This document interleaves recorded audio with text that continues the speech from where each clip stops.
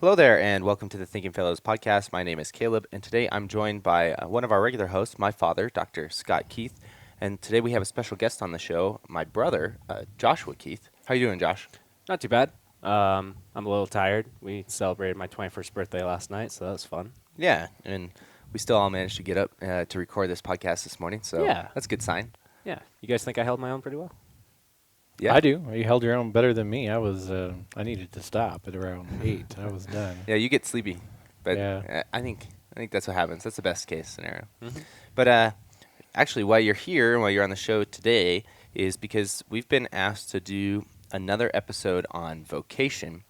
And we usually do this episode with just the normal hosts. And maybe one of the funny things is that all of the normal hosts on the show have almost the same vocation or do in some capacity have some of the same vocations, father, um, professor, Scholars. scholar Mhm. type thing. And so, but you have a very different vocation. You work with your hands in a couple different capacities. Yeah, you could say that. And so a couple people who know the show, know you, listen to the show, thought it would be a great idea to have you on to do this, especially as we are approaching, or depending on when this show comes out, have already passed many high school graduations for this year. And so what this is going to do is hopefully be timed so that congregations and parents and things like that can perhaps share this episode of the Thinking Fellows with their recent high school graduates or the students who are about to graduate high school, let's say even college, and are wondering, what do I do now? And for many of them, it always appears that college is the only answer. It's the path that I took, and so in some ways we can operate as sort of an antithesis of how both sides can work on this show. But you didn't end up going to college. You ended up going straight to work, and in some ways you work for people, and in other ways you work for yourself, which is really cool. So we'll kind of try to explore that on this episode when we hop in a little bit. Right before we do that, I just wanted to announce that this show, Thinking Fellows, and all other shows at 1517 are productions of the 1517 Podcasting Network. If you're unfamiliar with the network, you can go to 1517legacy.com/podcasts. And basically, the network comprises 8, maybe 9 by this time, because we're always launching new shows, podcasts that produce around 30 minutes to an hour of content a week. So we're hitting about 10 hours of brand new audio content, not recycled, every week at 1517. And that's all made available for free via your favorite podcasting app. So you can get it on iTunes, you can get it on Overcast, on Radio Public, on SoundCloud, on Stitcher, on the Android phones, however you like to listen to a podcast, you can do it there. You can also do it from our website at 1517legacy.com or at the Thinking Fellows website, thinkingfellows.com. And at both of those locations, you can kind of dive in deeper. You can see more related shows. You can get into the show notes on your computer, perhaps more comfortably on your phone sometimes when it comes to things like shopping on Amazon for book recommendations that we have. So, yeah, please go check that out, 1517legacy.com/podcasts. You'll find more great shows like the Thinking Fellows. There's some overlap with the shows, but there are other shows that do things that we almost virtually never cover on the Thinking Fellows, and so you might find that helpful if you're looking for other podcasts. If this is maybe one of the only podcasts you listen to and you're looking for more content during the week, like I said earlier, we offer almost 10 hours of new content weekly, so feel free to go check that out. Okay, so Dad, perhaps you could introduce Josh a little bit. Why you said, yeah, we really should bring him on the show to do this. You helped kind of push him help guide him into the direction that he's doing things now in. So maybe you could talk about that a little bit. Yeah, so, I mean, raising you two, and I'd even added to this, and I'm still kind of wondering if she should be here, your sister, it'd be interesting, or it was interesting for me to watch you guys grow up and obviously be involved with it somewhat, and then Just sort a of little. see the different paths of interest that you both sort of were on. While Caleb, you had some struggles with school, in particular grades. You were always pretty willing and pretty good at school. I wouldn't say like early on you were a straight A student all the time, but No, I really didn't enjoy a lot of middle school and things like that. yeah. Well, once you got into high school, I mean, you excelled as a writer. You excelled in reading and reading comprehension and vocabulary and understanding of difficult concepts and not just the understanding, because I wouldn't say that Josh can't understand the difficult concepts. He certainly can, but desire to engage with those topics, sort of hour after hour after hour after hour. That became very clear. Joshua's path in school was, I think it's fair to say, hard from the beginning, Definitely. and didn't really get better in a lot of ways. We ended up pulling you out of formal schooling at fifth grade, I think. It was after 5th grade, as soon as 6th grade started, yeah. And homeschooling you, and things got better, for sure. You did better at home, and you did better with more sort of direct guidance and fewer arbitrary rules and that type of thing. But it just was clear that your path was not going to be the same as Caleb's. Yeah. Now at that time, I would say, even to this day, very much when you're raising your own children, you sort of have in mind, in the back of your head, that they'll go to school, they'll go to grammar school, they'll go to middle school, they'll go to high school, and they'll probably go to college of some kind. Now, I was never very good at saying you have to do that. But I think in the back of my head, you sort of expect that that's sort of the path. But as Josh was growing up, I sort of had some reminders of myself. I did not do well in school. I mean, when I tried, I did very well, but typically my path was to avoid it and to ditch and to do other things, much of which included working with my hands and learning various skills and crafts and even trades. I would forsake my studies to learn how to roof a house or to frame a building or to do something like that. You worked at a glass shop for a while, Worked right? at a glass shop Yeah. like you did for a long time. Went up to camp and learned how to do carpentry and even some metal work and plumbing and some electrical work and that type of thing, and loved it. But at the end of the day, even more so, I would say, as I was coming up, was right when all the sort of manufacturing jobs were leaving, and many of the trades jobs were the programs were coming out of schools here in California, like auto shop and whatnot. I think they were still there when I was in high school, but it was leaving. But I really started to think, as you guys were growing up, why is this the only path? Why is it the only path that a parent considers? And even made its way into my head, that grammar school, middle school, high school, college. And then as you were graduating high school, college Josh is when I was teaching at Concordia. Yep. And Caleb too. And I think he was moved out by then. But no, because I actually remember we had his graduation party at Concordia. oh, yeah, that's right. Yeah. So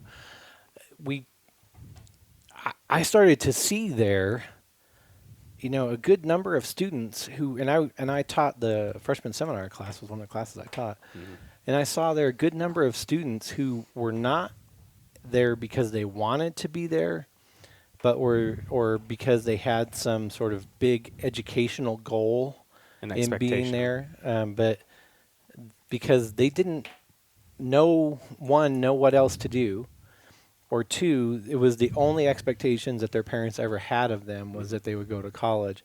And so much so that their getting into college was, even their acceptance into college like Concordia was celebrated as a life-changing event. Yeah. Which, there's like a red carpet rollout Yeah. for new students and things like and that. so, yeah. and I wouldn't be the one to argue that for many of them, it is very much a life-changing event, right? First-generation students and whatnot. But for many of them, it's really just the next step in the line of expectations of steps that started when they went to kindergarten. And it's an expectation, and as such, they didn't really all of them, of course, devote the energy to it that one might if it were treated like this great opportunity, life-changing event. And I started to think, I, it's sort of when I decided, and with your mother, of course, that we can't do that. We have to sort of say to you guys that you're grown up now, right? Yeah. We put in all this time. We're not going to abandon you, of course. We'll still invest in you and time and energy and money and all that. But at the same time, the decisions are yours, and that those decisions ought to include a plethora of options. One of which, of course, is college and higher education.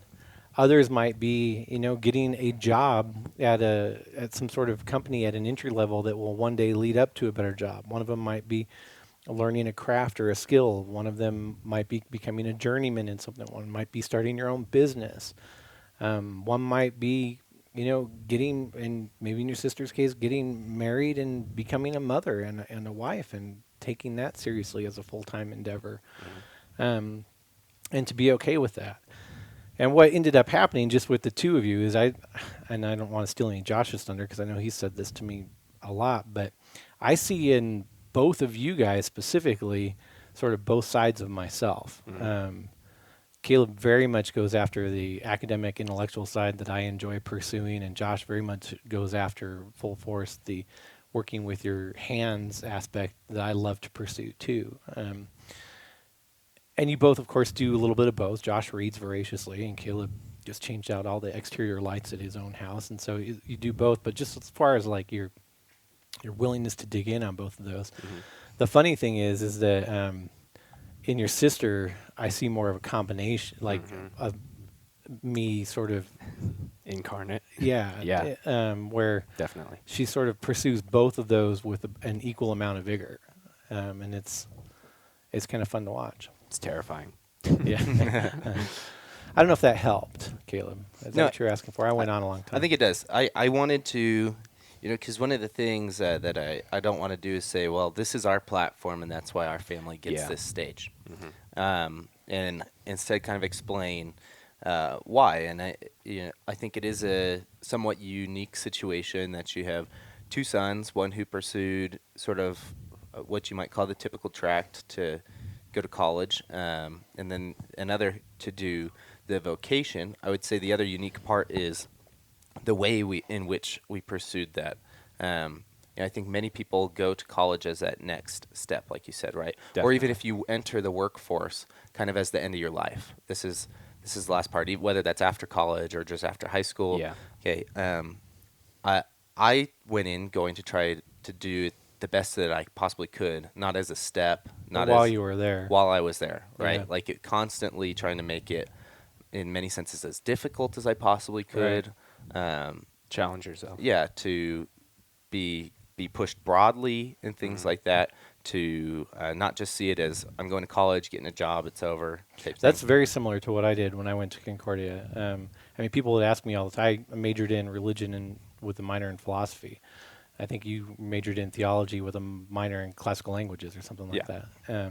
And people would ask me all the time, what are you going to do with this? And I had no answer for them. Yeah, people still tell me that even though I'm working full time. Yeah, I had no answer for them, but I was not in it for the what am I going to do with this. I was in it for the education that I could get at the time. And I really did, just like you said, I tried to make it as difficult for myself as I could, adding independent study classes that were far outside the realm of what would have been expected of me just to graduate. And so that's what I mean by sort of this pursuit of vigor, with vigor. And then I see in what Josh does, the same sort of pursuit, but in his craft. He's not just working sort of like an entry-level job, clocking in, clocking out, and calling it good. I do that. But yeah, making ends meet.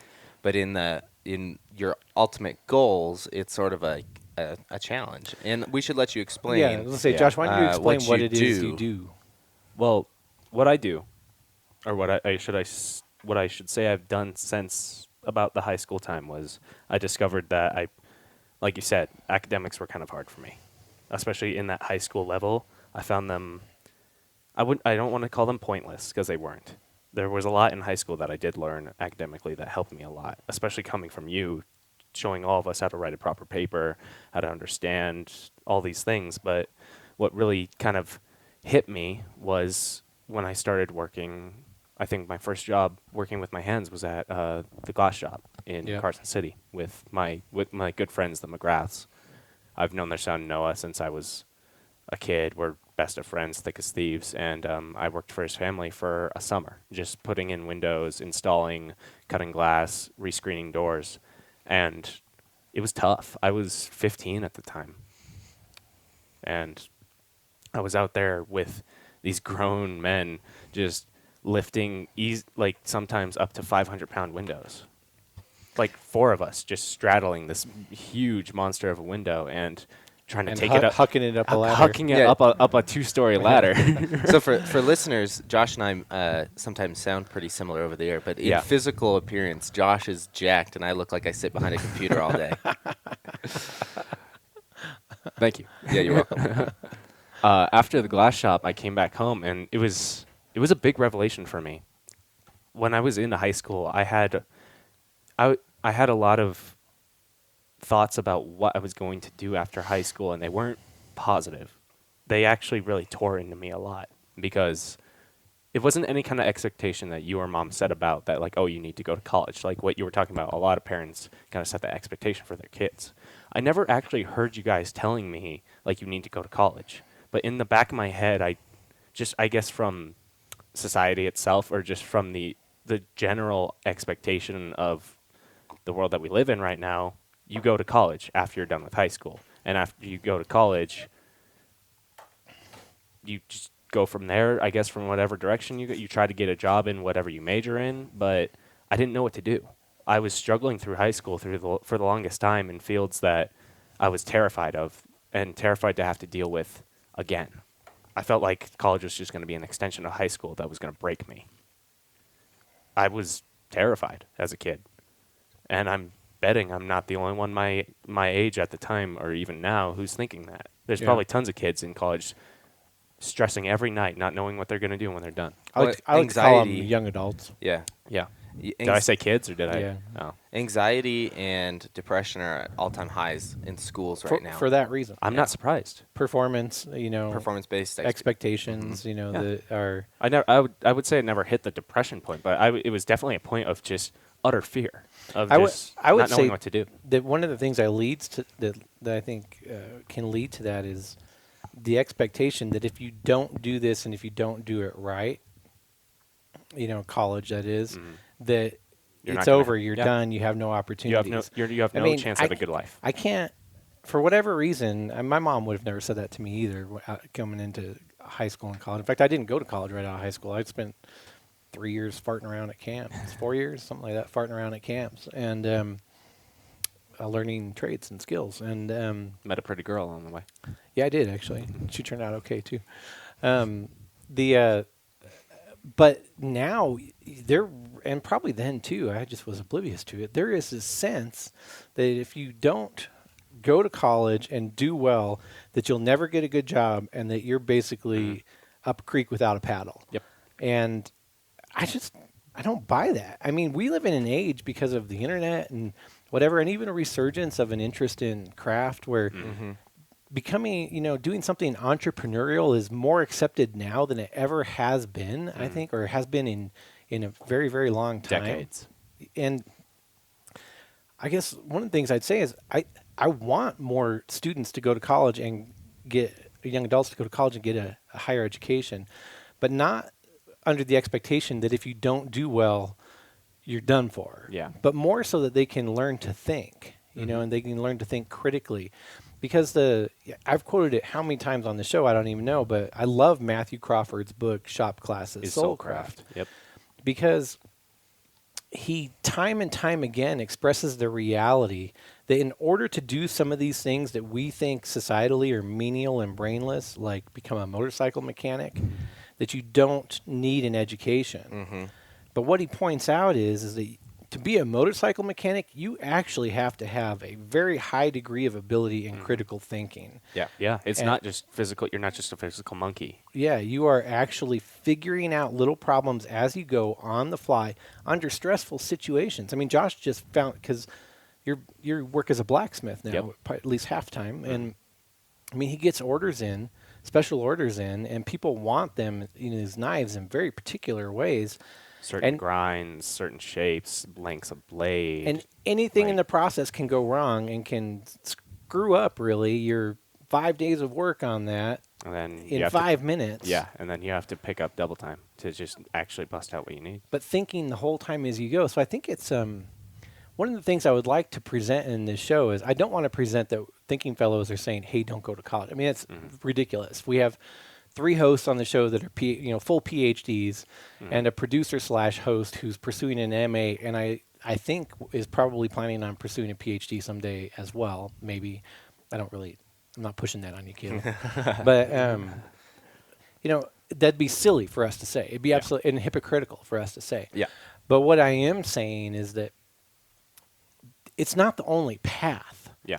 And if we continue to treat it like the only path, we're going to continue to have sort of this knowledge worker base who many times don't even want to be in the field that they're in. Yeah. Yeah, like out of all of this and like to be able to use even like any of the minor influence or impact that this show has, one of the most depressing things for me when I was at college was the sheer number of fellow students who did not want to be there. Just lack of any kind of drive. Yeah, who there was no drive. There was no passion to do this. People who in their jobs, there's no passion to be excellent in whatever it is they do because it's all about, I think, meeting ends meet, which is definitely important, right? We all worry about that to some degree. So I just want people to, whatever way they go, whether you're going to college, whether you're going to, do, like a craft, like blacksmithing, like leatherworking, like, Welding, making clothes, sewing, any type of that, bring some passion to it. If you're going to work as a manager somewhere, at a corporate place, bring some passion, bring some ideas for change, bring some improvement. Don't just kind of like wistfully wade through the next steps so that you can just survive. They kind of, and I think that's one of the freeing things about Christian vocation is that we are kind of freed to do more than just survive. I do want to point one thing out about what you said. You said to be passionate about what you do. I believe that statement wholeheartedly, but there might be people who confuse that with follow whatever you're passionate about. As opposed I to, agree with you. As opposed to being passionate. Although about this what is you coming do. from somebody who makes knives. Yeah. Oh, I'm So- definitely. Yeah. I have not a lot of room to talk from, but you need to, whether you're doing what you're doing, whether it's your actual passion or what you do, you make your passion.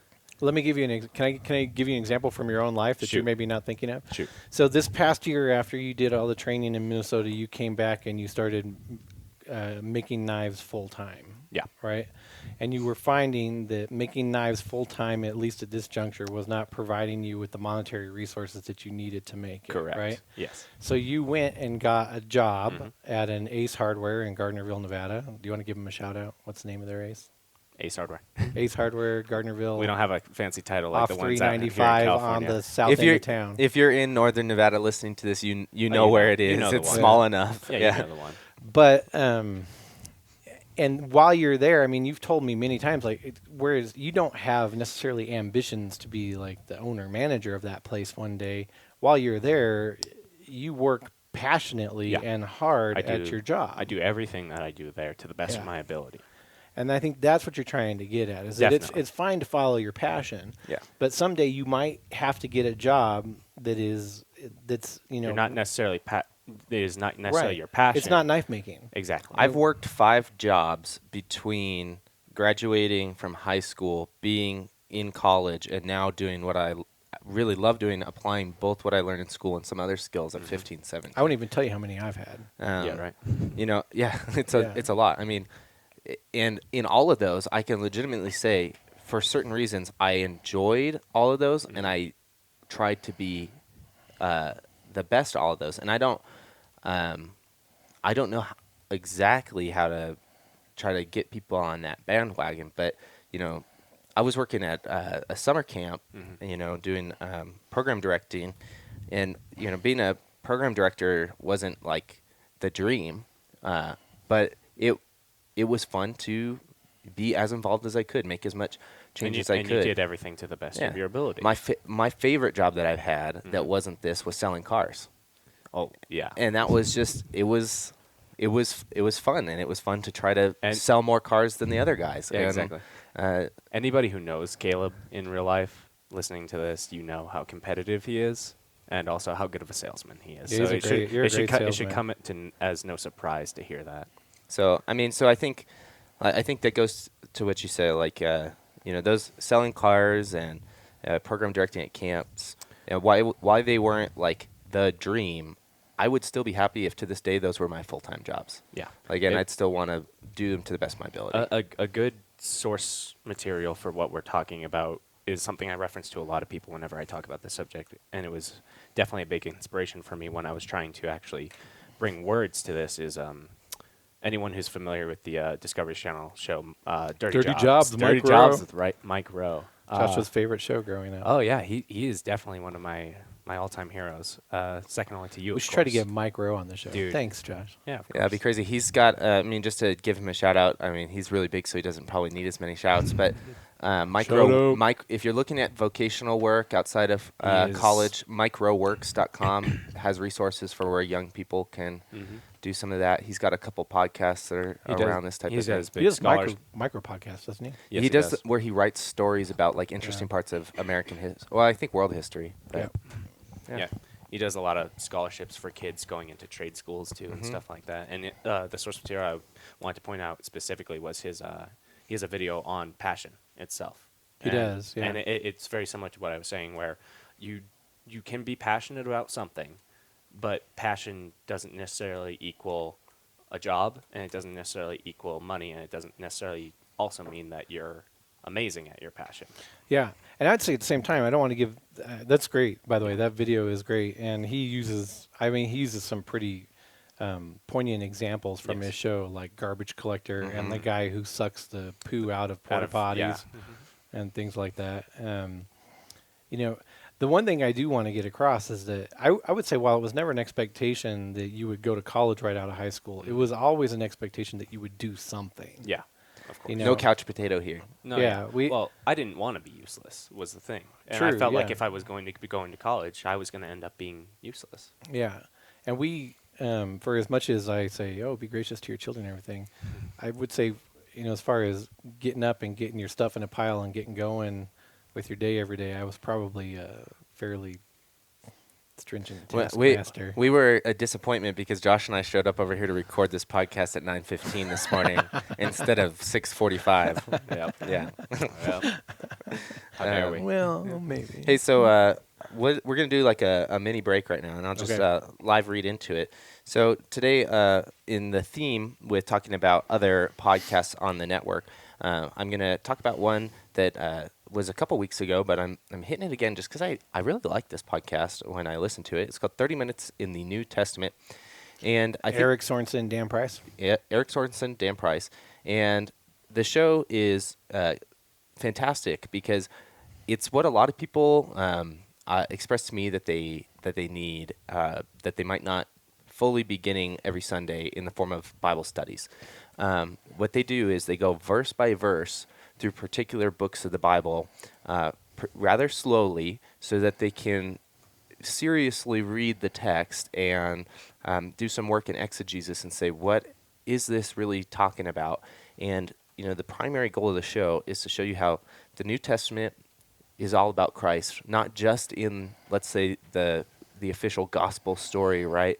But how in every single word, this is trying to get you to rely upon Christ for your salvation, for your freedom from sin, for your good works, for all these different things, and that this is counteracting the tendency that we will have to try to make it about us at the end of the day. It's a fantastic show. It's only 30 minutes long, so it's really digestible.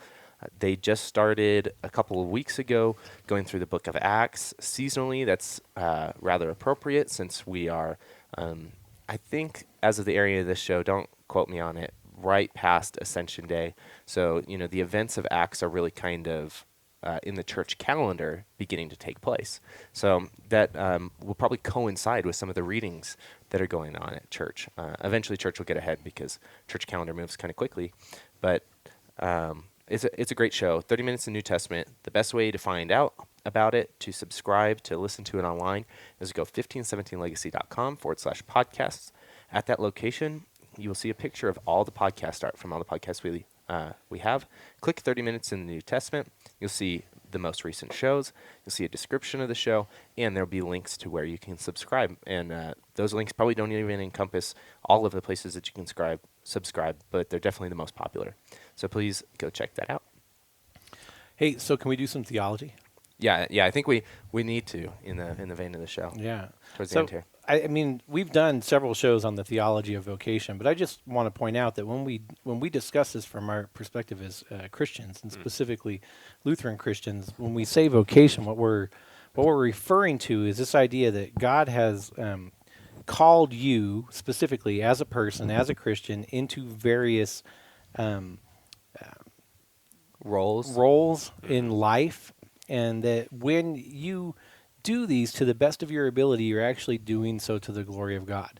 These roles will 9 times out of 10 be linked to service to neighbor in some way, shape, or form, right? In other words, and there's many great examples where Martin Luther wrote on this, and I've used the cliche ones on this show many times.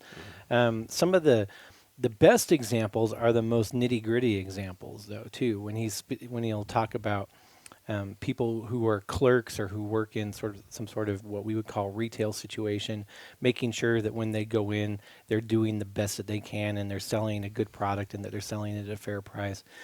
He talks about family, right? Fathers and mothers, and how when mothers are even nursing their children, they're doing better work in that one moment than 1,000 priests have done in years of service.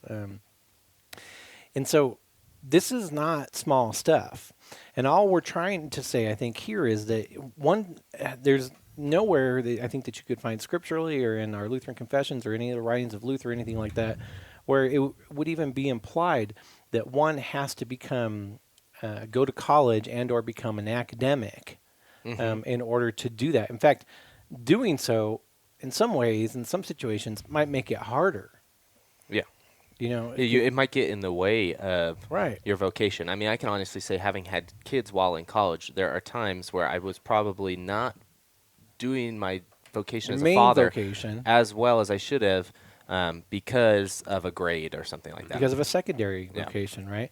And that's important to remember. I'd even say, like in my case, the more you learn about some of this stuff, the more removed you are from other people, in a way, and it makes it harder to find ways to connect what you do in the day-to-day work of your quote-unquote job to the person who's got another job, who's not in the field of theology or who's not in the field of philosophy.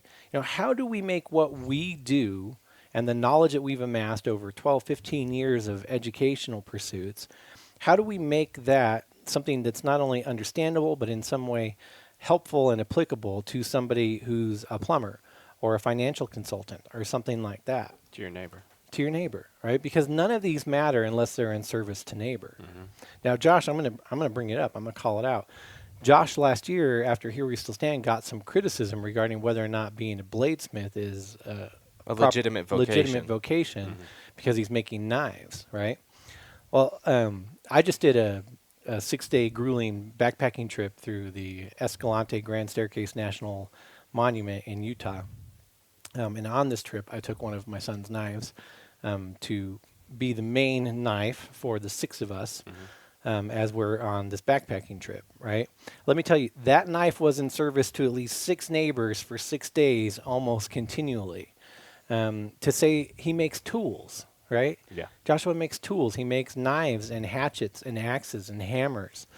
I use a knife every day, and I don't even have like a grueling job. He makes tools. And I mean, somebody who makes tools that people use to get things done that they need to get done, even if that's just slicing their salami at lunch while they're on a backpacking trip, that's in service to neighbor. And that's not all that he does, right? He's a clerk at an Ace Hardware. Mhm. He's a son, and a pretty good one at that. He's a grandson. He's an uncle. He's a brother. We have to see these things sort of in the continuity and the whole sort of force of the roles that God calls us into in our vocations. It's not it doesn't, the word I've said right doesn't even end in N, it ends in an S. It's vocations, because there are multiple vocations that we're serving out at one time.